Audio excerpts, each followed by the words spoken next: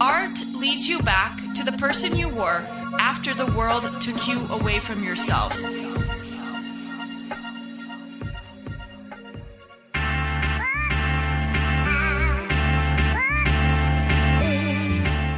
You're listening to Creative Breakthrough, the podcast that provides you with the strategies to elevate your creative passion to the next level. I'm your host, creative hustler, and chicken wing lover, Shereen Kassam, aka the Funny Brown Girl. And yes, I have an unhealthy obsession with chicken wings. Now, get ready to flex your creative muscle and keep winning.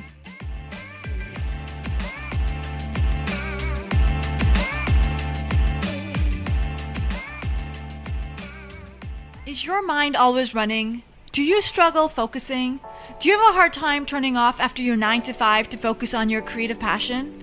Well, then I may have an answer for you. CBD. CBD is an active ingredient in cannabis derived from the hemp plant. But unlike its cousin marijuana, it doesn't give you the psychotic high. And it's legal in most places, including the United States. Since I introduced CBD into my daily life, I've felt less anxious and more creative. It's helped me sleep better, be more relaxed, and most of all, it's helped me turn off after a stressful day and focus on my creative hustles. If you want to learn more, check out hoorayforcbd.com and use the code PODCAST to save 10% on your first purchase. Again, that's hoorayforcbd.com and promo code PODCAST to save 10% off any CBD purchase.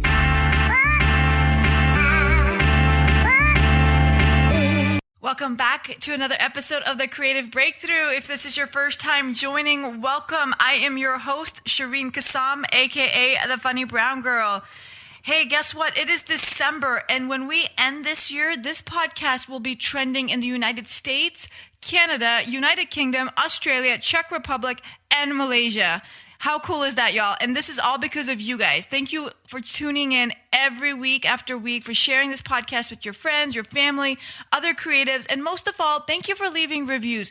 You won't believe it, but the way the algorithm is set up, reviews really help find more listeners. So thank you to those of you who have left a review. If you haven't and you want to get me a Christmas present, which I think you should, please leave me a review. I would really appreciate it, most specifically on the Apple platform. But I'll take a review anywhere else. No problem. Okay. Now, in season 1, I used to do solo episodes, and I really loved doing those solo episodes where I would talk about my own creative journey and highlight strategies that I've used to be successful. I haven't done that in season 2, but I am going to do it today. So it is your lucky day. If this is your first time tuning in, I usually do interviews with creatives, successful creatives of color, and this season I've had so many amazing guests that I just haven't had time to stop and do a solo episode.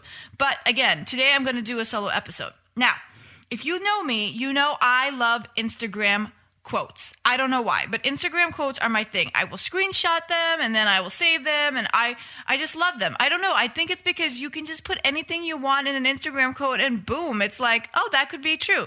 But I saw this quote and I thought that this was the best quote ever, and it really resonated with me and what I wanted to talk about today. And this is the quote.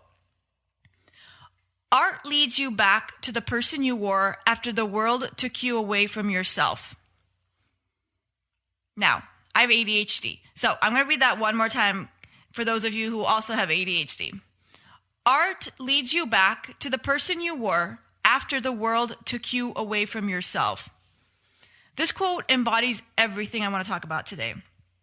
For me, discovering stand-up comedy really helped me develop into the woman I am today. It really helped me grow up into this confident, strong, powerful woman. But it also allowed me to rediscover my voice, my confidence, and most of all, my sense of worth. Comedy, in a way, saves me. When I was 19 years old, I had just completed my freshman year at Brown University. Life was great. I had no qualms, no issues, no stress. I mean, I was 19. I was loving life, and I would do anything to go back to that moment. That summer, I was invited to be a counselor at a prestigious camp. It was a privilege to be invited, and I didn't hesitate to say yes. It was my first time in New York. However, everything changed that night. That first night at camp, I went to sleep like I always do. Nothing was keeping me awake. I passed out in seconds. I was 19. I was loving life. What was there to keep me awake? Nothing. Until I woke up with someone on top of me. It was a man of the camp's leadership board. just chilling on top of me. Well, I wasn't really chilling, but that's the word I'm going to use, okay? Now, my life changed that night, not only because of what had happened that night, but what followed. No one wanted to listen to what happened. No one cared. Not the women, and definitely not the men. They all had excuses. They had excuses for his actions. They had excuses for their actions. I was told to go to sleep and that I'd feel better in the morning. Some said it was just fun and games. Others said it's not a big deal. It happens. Again, I was 19, and if you knew me at 19, I was like the most sheltered kid in the world. I was still a tomboy. I still wore baggy clothes. I still had dreams of being in the WNBA. Like, I was in a different mindset. So this was a big deal to me because I didn't understand what was happening. Because I knew that in class we were taught that when something happens, like, things happen, and then like other things happen, and then adults get involved, and like things happen, and nothing was happening. These were fathers who had daughters, mothers who had daughters, women I considered friends, men I considered brothers. No one was listening to me. My calls and my emails went unanswered for days. That became weeks, that became months, and I quickly felt that my voice was stripped away from me. I had fallen into a deep depression. For years, I started having nightmares. I started drinking a lot. I stopped being an active member in social activities. I hated going out. I became an introvert. I think I still am a little bit of an introvert, but I don't know if that's related to this or not. But anyways, I was hurt and angered. And at times, I just felt like giving up. I felt like, what is the point of living? Like, why live through life being scared, of being afraid, of being so angry? I gave up jobs in New York because I didn't want to run into the man who had done this to me.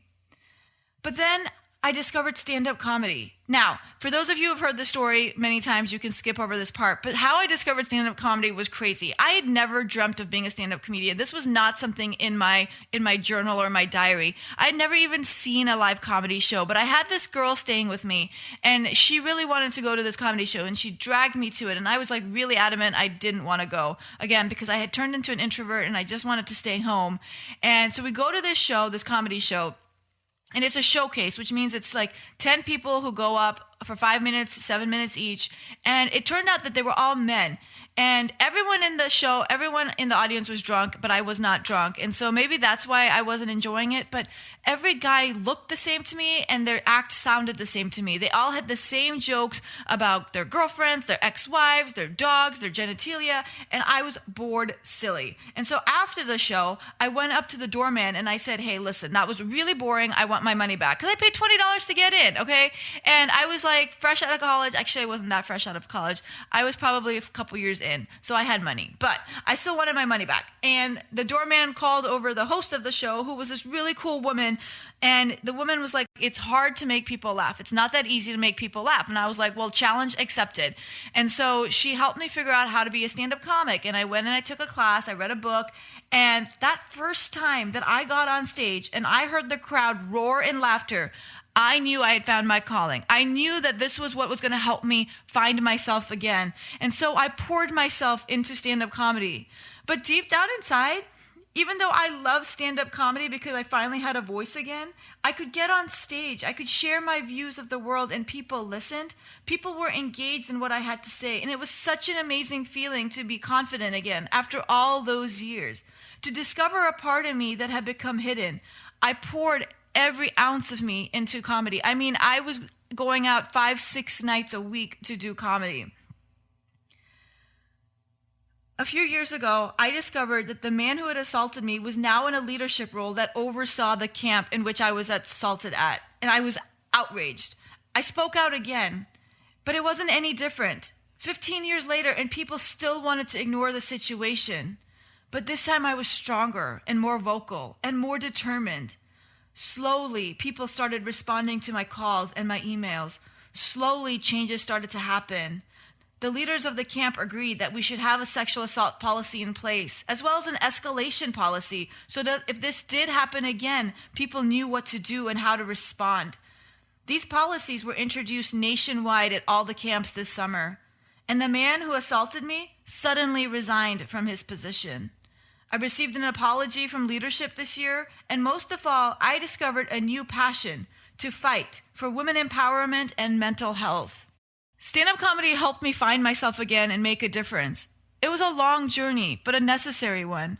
I can't go back and save all the other women who may have come into contact with this predator, but I can at least protect women going forward. I also finally took the necessary steps I needed to heal and started to see a therapist this year. Holding on to all that anger for so many years was not healthy, and I'm not embarrassed to say that I did have to go see a therapist to work through it. It was a relief, actually, to find someone to share with how I felt, someone who cared, someone who understood, and someone who gave me the confidence and the courage to fight. Whether you're dealing with grief, a breakup, or any other hardship, I urge you to pour that emotion into your art. Seek help, and most of all, remember, you are worthy and able to overcome whatever life is throwing at you.